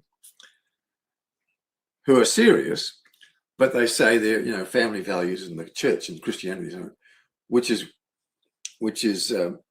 wishy-washy and doesn't deal with the complexity of what we're dealing with. So we're not really much use. So that's a combination of these upwardly mobile young politicians with don't know any history. Even Albanese should know the history. He should know the history of his own party, the Labor Party, with ASIO. But ASIO just pulled it right over him with that synagogue fire and so on in Sydney, and they're getting more funding as a result. And what's happening now? And they sacked so they sent off the Iranian ambassador, pissed him off, as if the bloody Iranians would be having starting a damn fire at a Sydney synagogue. They wouldn't even know where it is. And they've got synagogues in Tehran. It was just anyway, won't go into ASIO and the Mossad right now. We don't need to get you shot just yet. But our newspaper is right now is a subject of academic study. The Light Australia is being studied by a PhD candidate at Deakin University in the Faculty of the Arts and Education, in a sort of subheading of something or other media and the digital media of the age and so on, under a professor. So the supervisor for the PhD is Professor Hess, something or other Hess woman, and I haven't been approached yet.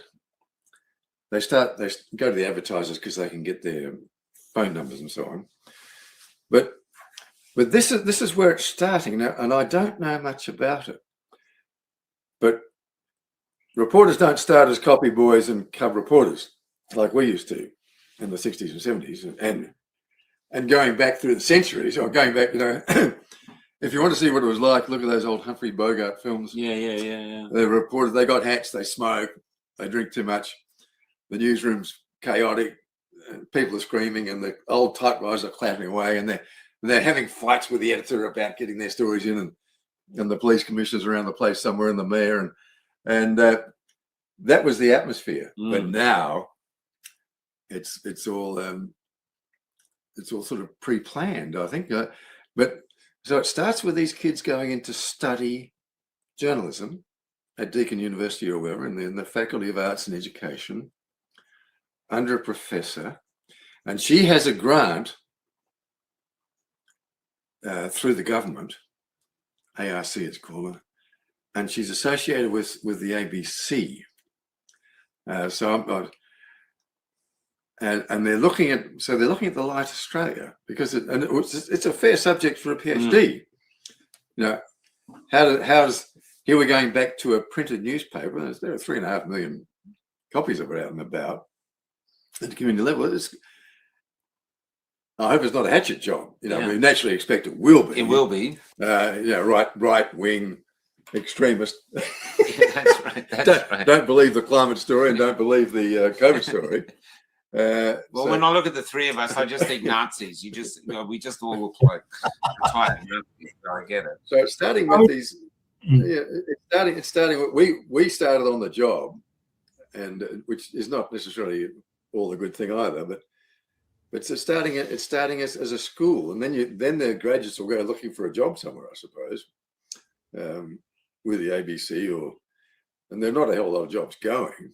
There's a very interesting podcast at the moment, I think it went up today, between Dave Smith and Tucker Carlson on this exact question, how the whole power in the media has shifted to podcasters, and they were saying, well, why has this happened? And it's not, and the answer they came up with, and they've got squillions of followers, millions of followers anyway, and the answer that they came up with was authenticity, that people, after the absolute fakery of from the Iraq war on and the COVID era and everything, where it was patently obvious they were lying, that people seek authenticity. And so they might not agree with everybody that you interview, but you come across as authentic. So that's what people are seeking, and that's why the whole podcast realm has taken off, because basically the mainstream media has destroyed itself and destroyed its own credibility.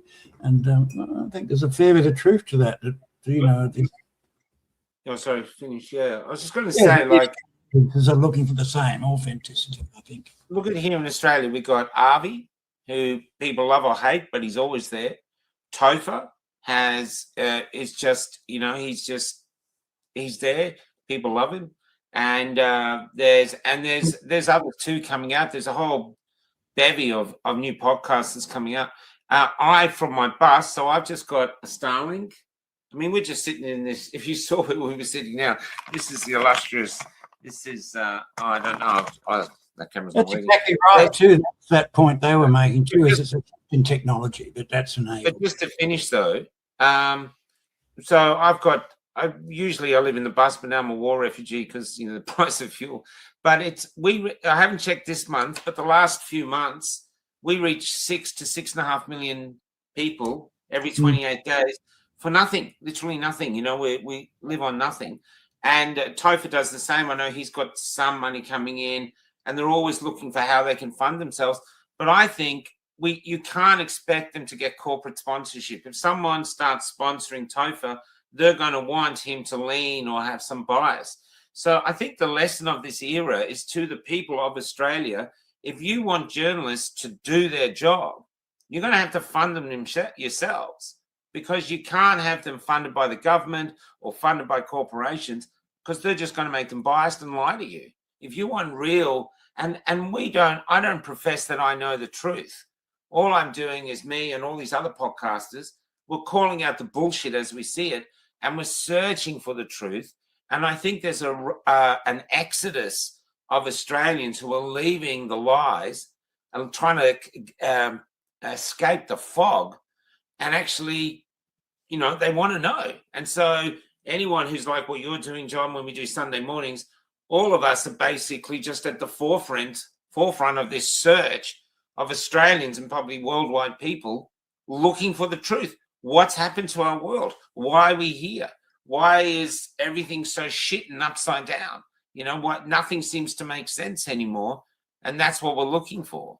And basically, that's why I said Carl Stevanovic coming to do podcasts was a huge win for our community, because I'm not going to see Jerry on Channel 9 going, "Oh, I wish I'd taken the jab and trusted the science. Here, can I have it now? I'll take all 10 to catch up." Never going to fucking happen. And yet the podcasters are fighting back against $1 trillion propaganda machine with webcams and their mobile phones and just a hunger for the truth, and they're winning. That's Carl has actually come to our side. They've blinked. He's searching to get, maybe, I don't know if he's authentic or not, but he's searching. He's coming to our side to just be seen as a journalist, because he knows in that world he's just seen as a cog in this propaganda machine. It's also What's that? It's also simply technology, that you don't need a studio anymore. You don't need millions of dollars. In the old days, as Jerry would know, to produce a newspaper was a remarkably complex operation. It was a daily miracle as things ever appeared, you know, with the whole building shaking, with the printers starting up and all that romance that was associated with it. But amazingly complex operation to put out a newspaper. And now I can just rattle up something and, you know, put it out like on the net. You know, it's a complete. You got to write it. Write it in my voice. Pretend I wrote it. Yes, thank you. You can do it. Yeah. The positive thing about newspaper, when our people in Perth decided to go ahead with the newspaper, and they were asking my advice because I was the only newspaper man there, protesting every day, making speeches at Government House, I said, no, nobody reads newspapers anymore. So I advised them against it, but they didn't pay any attention to me, fortunately. And but the where it fits in is that once it's printed and out and about, it's too late to censor it. You can't shadow ban it. It's there. It's in black and white. And I buy 1,000 of them for $220. I bought 2,000 yesterday. I've got them in my car, and I'll be leaving them at various places in the wheat belt and shops and stores and so on, and op shop in Northern. And I leave them where people are sitting down reading, where they've got time. Like we're waiting for a bus station, coffee shops, cafes. And I'm glad they went ahead with it, because it's even if half of them finish up in the bin, it's there that you can see the banner, and it's people can take it home. I mean, what's not to like about a free newspaper? So it turns out that by the people, for the people. It turns out that the newspaper industry isn't dead. No, maybe it's rebirthing. Well, yes. Just to I see it. Are you distributed? Do you? Yeah, I just some days I do deliveries for the local newspaper here in Kiama called The Bugle, which I write for sometimes. Yeah. And you know, it was always adversarial. It wasn't used to anybody being. And you'd drop them around to the local shops, and you know, the IGA, 1,000 of them are gone within a day. And people go, "Oh, we love The Bugle," you know. And this is all like, you know, I was like, "What?" I never not used to such a response. It hangs around. It's there. Yeah, people love it. The local newspaper. I live on the road. I see the light newspaper everywhere. I remember I was in this tiny little cafe in this Victorian town, and a woman comes in and says, "Can I leave my newspaper here?" And the woman looks across, and I said to Kel, I said, "I bet that's the light." And when she turned around and she saw me, she's like, "Oh my God, Michael Griffith." And I was just saying, yeah, you know, this is it. This is the beauty. So the corporations have sort of killed mainstream media. No one cares about it. And yet the people now are delivering this. I've met loads of people in country towns that go, "Oh yeah, we get 100 or 1,000 and we deliver it around the town." And so this is it here, the Lighthouse Australia.com. If you want to do this, just get in touch, and it's really cheap. And they go in laundromats, cafes, they hand them out in the street. And when people come up, they say, look, it's just the truth. We're searching for the truth. And it's free. I think those subscription walls that are on most of the News Limited, a lot of the Fairfax publications now, is also a huge blocker. I mean, is anyone under 50 going to pay a subscription to the Daily Telegraph? I don't think so. Is anyone under 50 going to pay for a subscription to the Australian, which is deadly dull on a good day? I don't think so. You know, talk about waging ancient cultural wars, my God. So, you know, nobody's paying for these subscriptions. I think it's killing off. I think it's one of the factors that's killed off their relevance and their importance. You know, well, and the Cafe Lockdown has subscribers if you want to subscribe, but we have no stuff just for subscribers. Everything's free. Because what I thought was, well, we've got to produce stuff at a certain level that people go, okay, I'm willing to pay for that. I'm willing to support that. I like it. So we have, I think there's, I don't know, it's about 8,000 subscribers on Substack, but there's probably about 250 that pay. The rest is consumed for free. Sometimes they complain. I feel like saying, well, get your money back. I think but there's other things too. There's, you know, there's people subscribe here or there. People buy merch. People sometimes give donations, and we're grateful for all of that because we love what we're doing. But we understand. There's a few people have advertised this with us here and there, but we understand. We truly understand if we get taken up by Coke or the government or anyone else, then we are going to be compromised. And we like being free. We like having our own voice. We like being able to swear, and we just don't want to be told what to do anymore. We just feel that there has to be someone challenging or documenting the stories that MSN refuses to document. The other aspect of what we're doing is it gives people something active they can do rather than just sit down and bitch about the garbage on the ABC. They can buy some papers and go and pass them around and get active. Take an active role so you're not just a passive victim of the machine. Actually, I have one more big question for you guys. How much censorship did you guys experience in your time as journalists? That's what.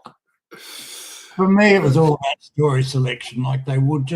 You know, if I had to be in a bonnet about the family court and what a disgrace it was, and but they just, apart from, they did run a couple of stories, but basically they won't run. So you're not going to get those stories into the paper. So in reverse order, for instance, I got more hate mail on climate change than anything else ever in my life. All hate mail because, you know, I had young kids at home. The editor, one of the editors would come up and just say, can you bash it? There's this guy who says, you know, the poles aren't melting like they keep claiming they are, and this scientist said this, and ring the Climate Council and see what they say as well, and just bash it out and go home. So I'd just regurgitate the scientist and get a comment from the Climate Council. Well, you're only talking to us to try and look neutral. And who cares? So, but, you know, it would absolutely inflame the public who were all staunch, and a whole army of government-funded, you know, people telling you that you're an idiot and didn't know what you're doing. So it was kind of that sort of thing. But, I could tell you a story here, Michael. Maybe I shouldn't. It'll go on a little while. Are you all right for time? Yeah, go. I mean, firstly, in my time, this is going back to the 70s and even later 60s, it was very hard to get anything published in Western Australia about the Aboriginal issue. Okay. Yeah. Because I outsmarted them on one time.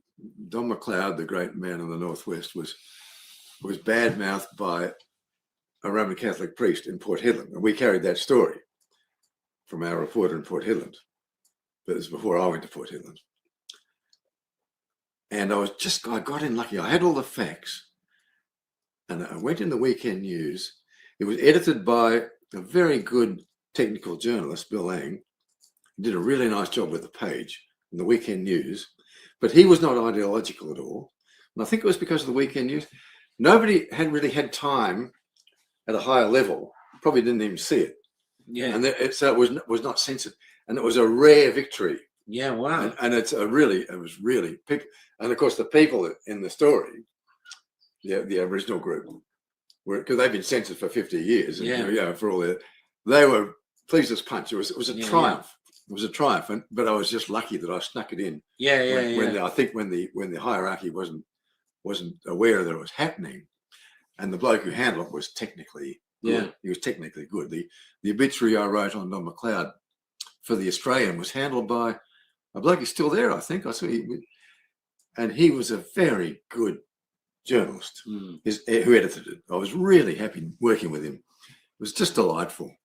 And he picked me up on something that I hadn't covered, and so it's there. Yeah, it's there. You know, I gave it to a young ABC reporter in Port Hedland last year. So that's there in the Australian, and I'll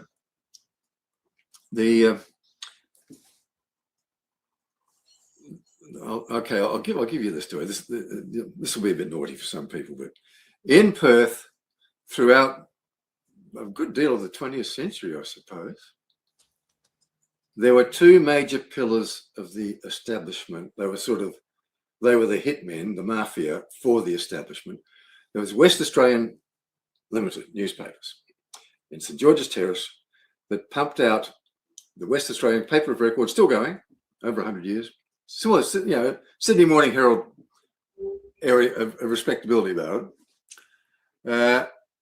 And further down the road, around the corner, was the Swan Brewery, which was these were both monopolies essentially. Who the West promised that they could get the paper over the fence all around Western Australia every bloody day, and they did, because they had a transport company. It was all, and it made a lot of money, like the Sydney Morning Herald with those classified ads. So it was very powerful, and it controlled the political story, the propaganda side of it. And the Swan Brewery had a monopoly too, and a gentleman's agreement with Carlton United. And they owned pubs. So they were for enormously wealthy, both of these organisations, heaps of cash flow, very dominant cash flow. So the situation was that the West Australian kept the population's heads full of shit, and the Swan Brewery kept their stomachs full of piss.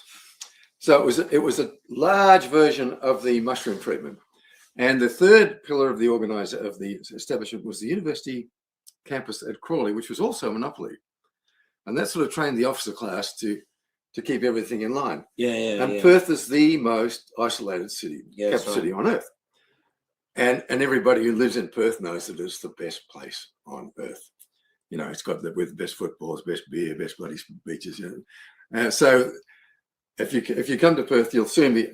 Well, you come from Perth, so you know that. You know, it's so much better than anywhere else on earth.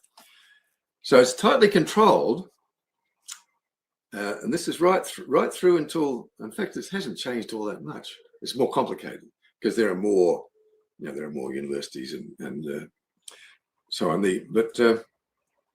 So one day, as a young reporter, I wrote a story that was critical of the Swan Brewery. It wasn't page one. And all hell broke loose. Wow. The paper was, but before the paper was on the streets with my story in it, I was pulled in. And it said, you're going to have to go and see Mr. Cohen, who's the general manager, managing director of the Swan Brewery. Oh, shit. So, I was trying to figure this out because the paper was not on the streets. And I thought maybe he's got a spy somewhere in the subs room who's dobbed me in that there's just let him know, just ring him up. So we've got a problem here. It was a minor matter. It wasn't a huge scandal or anything.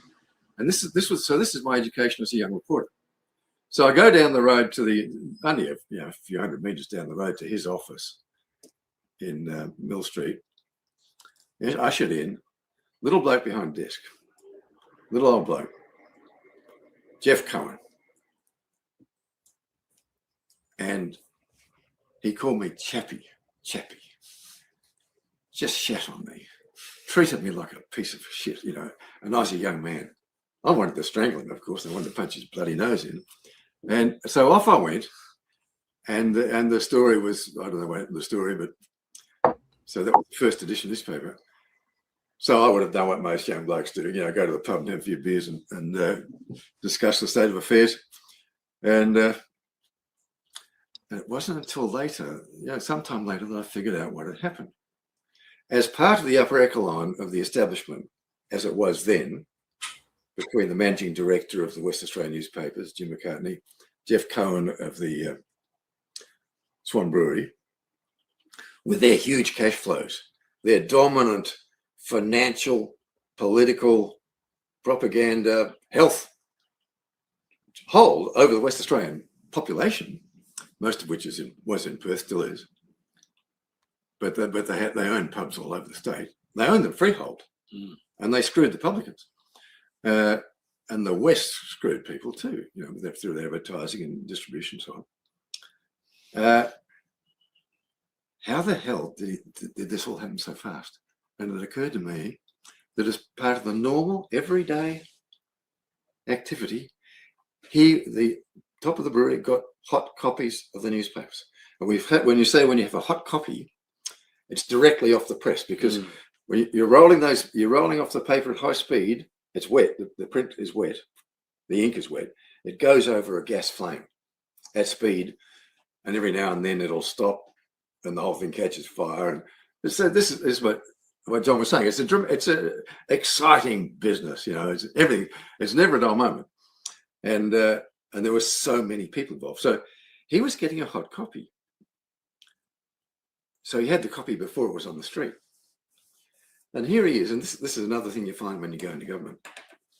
You would think that the Premier of the state or whatever would have more important things to worry about than what's in the bloody newspaper. But on the contrary, that's the first item in cabinet. They are worried about their image, about what's happened, what he said about them. And here's the boss of the brewery, this huge business, reading a hot copy of the Daily News and shitting on me and calling me Chappie. God, Chappie, the complete disdain. So naturally, I wanted to kill Jeff Cohen as a young bloke. And this is the positive side of the story. Jeff Cohen had a beautiful Halverson launch 34-footer from the days of beautiful wooden power boats made by the Halversons in Sydney, and Royal Freshwater, a very modest boat by today's Gin Palace, you know, multi-story stink boats.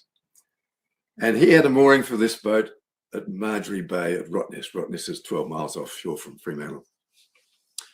And every city has a place like Rottnest, has a bay like Marjorie Bay where the in crowd have a mooring. Mm-hmm. And my uncle Bill had a Halverson 36, and I went to Rottnest with him for a few days once, maybe over Easter, and we were moored next to Dolphin, which is Jeff Cohen's boat, this 34-footer. And all the time we were there, I used to watch his wife, Mrs. Cohen, sitting on the stern sheets with a cigarette hanging out of her mouth, cleaning fish for hours. And I thought, well, a bloke who's got a boat like that and a wife like that can't be all bad. That's the moral of the story. And that's how establishments work now than ever. It's more serious now because of the transnational capital and well, can I talk just briefly about the censorship that the podcast has faced? There's a great reporter here called Natasha. It's a Broadstock or something. Yeah. Oh, yeah. It's Natasha. Anyway, you might know Natasha Broadster. God, I'm going in trouble for not remembering her name. Anyway, she told me that she was on X. She got to 5,000. I think it was reaching 5 million people a month. That's what she was reaching, and that was going to make her. Then she could monetize her page. But as soon as she said she was getting like 1,000 subscribers every couple of days. And then as soon as she got close or hit 5 million viewers, it closed down. Even though this when Elon bought it, suddenly she was getting no reach at all. She went from that to a couple of 100,000. We had the same. And I work with Dr. Paul Oosterhouse. We were watching our numbers like this, and suddenly it's boom, and it's nothing. Facebook banned us, our major page with 100,000 people, 10-year ban. Alison Beveridge, who writes for The Light as well. We interviewed her recently. She's a great reporter. She does another job now because she doesn't want to work for the machine, and a great reporter. And these are the censorships that we're seeing. Some get away with it. Topher doesn't seem to be bothered by it, so I think he must tread the line well. But a lot of the rest of us, completely. I even have a FOI from E. Karen saying that, yes, we are censoring you, but we're not obligated to tell you who buy because it's a third party. And they didn't say who's the third party. It's just but let me guess. And so this is what we're facing, but we're still gathering an audience. We're still growing. And not just me, all podcasters are still growing. So the censorship isn't stopping us. And instead, they're trying to bring out hate speech laws to silence us. And MSN is exempt from them. So it's really not a fair playing field. How is that guy going to jail for a 45-second speech? Basically got up and said the Jewish lobby is the most dangerous lobby in Australia, which is a widespread, both in Australia and in America now, with the whole Iran war hotting up, and a lot of the world saying, America's doing it on behalf of Israel and Netanyahu. So that's a really widespread and pretty common damn view. And how much anti-Semitism can you fit into 45 seconds? I don't think very much. And 1 year in jail. What the heck? And my friend Damien Richardson might go to jail because he started Cafe, or not started, he came on very early with Cafe Lockdown Me. We were doing shows every night, and he was at some gathering and he just raised his hand. I call it changing light bulbs. And he said, now you can get arrested for this. Someone took a photo of him and he might go to jail too for that because the police have come back wanting to increase the charges. That was at a rally or a no, he was just invited to a speech at a gathering somewhere, and he just said, this is ridiculous, you can get arrested for that. But this is where we're happening now. Joel Davis, the NSM boys, I believe he's been in jail over a year now, no charges, in isolation. I'm not even sure he's done a crime. In Australia? Yeah, he's in Melbourne. We have political prisoners now, and they're all hidden away, you don't know. And we have whistleblowers come out, and the whistleblowers end up in jail, like David McBride. They end up in jail themselves, and even say the police in Melbourne that we have videos of them brutalizing people, totally out of order, and none of them have ever been charged. I don't even think they've lost their jobs. And this is what we're seeing. And I think one of the reasons we're seeing this is that the journalists from the other side are letting the country down by not living up to their duty, which is to hold the government to account. And the police and the judges and the doctors, the whole thing's rotten. And we have I've been invited to a couple of things like wheat belt meetings. There's at Mureskin and Wongan Hills where we have regular meetings for white people. They're all focusing on health at the moment. How to sort of grow your own veggies and how to at least keep well in this period where the whole society's under stress. So we're still standing at the end of it. So it's just going back to real basics as far as physical and mental health. But also politically, I think the same thing applies. I thought it was a great pity that Pauline got on board with Gina. She's been flying around with Gina. And Gina's been organising a hedge fund for her. And you've got these One Nation people talking about joining up with the coalition. So they just become another part of the uniparty. So she loses her credibility. And she's always had courage, which I've admired, but does stupid things. So we're, you know, you're quite. We were talking about this yesterday, Michael. We're a resistance. That first interview I did with you, I was using that with the resistance, and you said, "Fancy, we're talking about this in Australia, but we are a resistance. We're still above ground. I mean, there are some people who are sort of planning to go underground if they have to.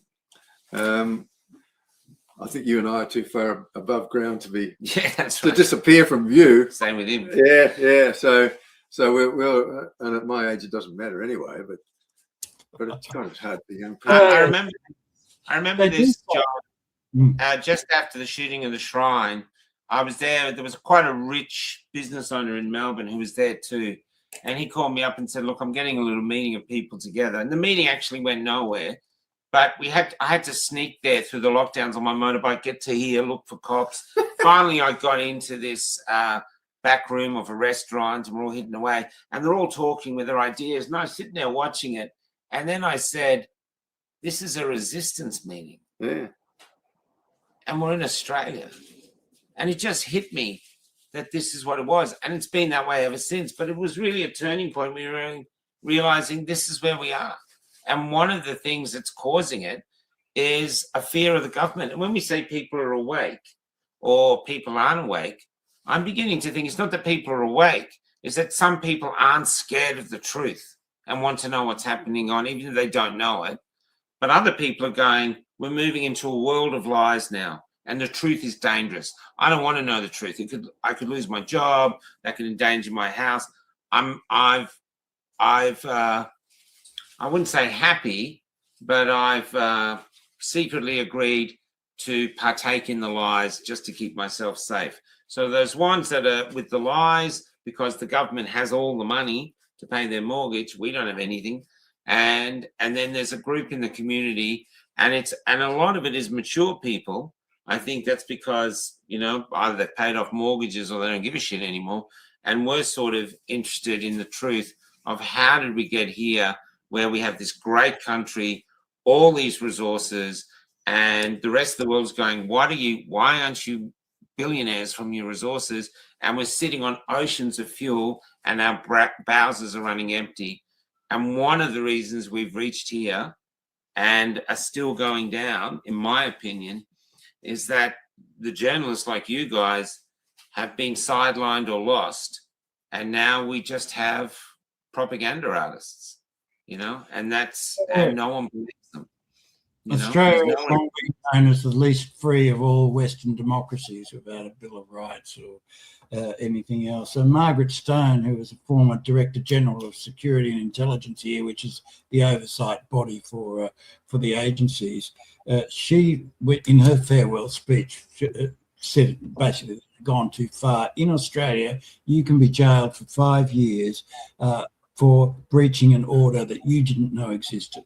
I mean, there is essentially no freedom. So it's we don't have in the Constitution or anything else the right to free speech or the right to, they're always talking about the implied right of political expression, but it never flies or doesn't seem to fly when it hits the higher courts. So it's just like we're a democracy in name only, basically. And democracy in name only. Statement. As the writer for the Light now, and you're covered, you're like a beacon, you're like a walking poster for the Light newspaper. Well, yeah, thanks, Michael. What do you think where's the hope going forward? Do you think it's the resurgence of podcasts? Look, I've never had any hope. I started investigating this COVID story 6 years ago, exactly, April 2020. The first name that appears in my diary that month is Luc Montagnier, the French. Yeah, that's who woke me up. So that tells me that's when I was starting to get stuck into it. Yeah. And I was immediately struck by just how organised the bad guys are. They every T had been crossed, every I had been dotted. They controlled the high ground. They bought off everyone, is what it boils down to, in every institution. So I never had any hope, but by God, I'm enjoying the fight, and so are you. Let's face it. Let's face it. It's not a bad way to spend your old age, getting stuck into a fight. And this is a Lighthouse newspaper. Jolly good. You better put up a link.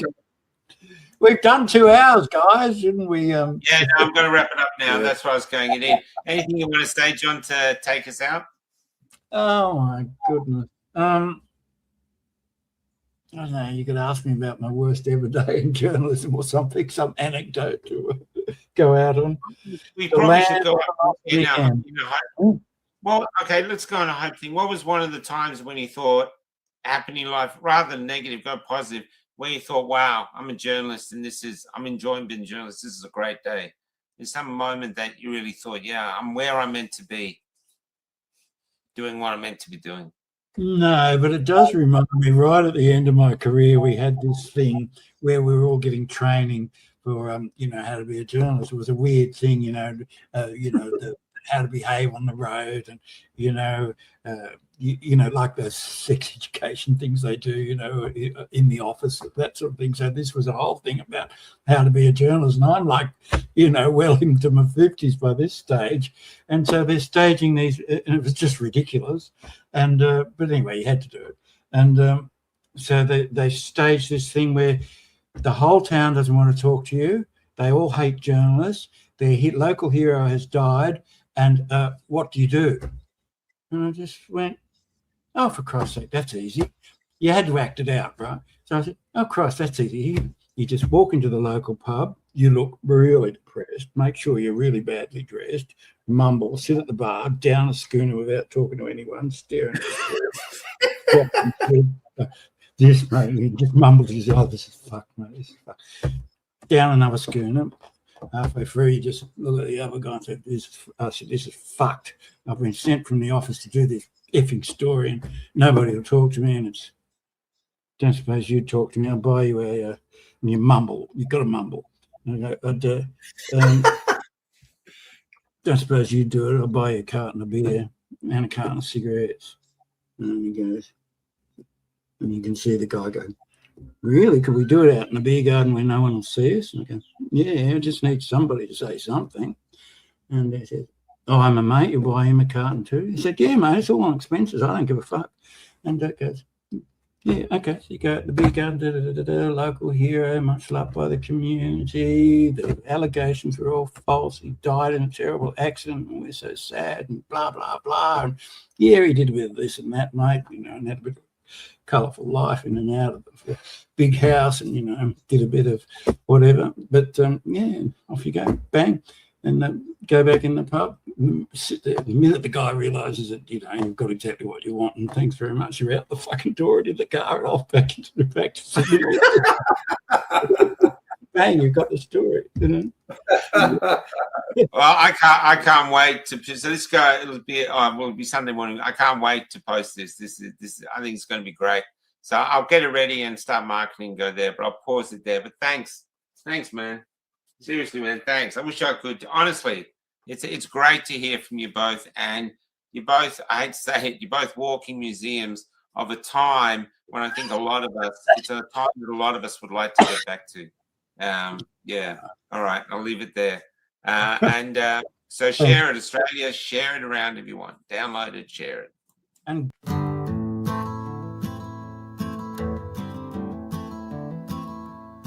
when I met Jesus Christ, he was almost 10 years old,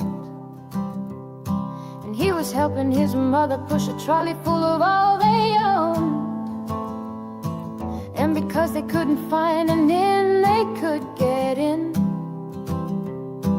they were heading to the city and leaving Bethlehem. Couldn't you perform a miracle? I'm out of them, he said. I tried turning nothing into warmth, but it just made my mother cry. It just made my mother cry.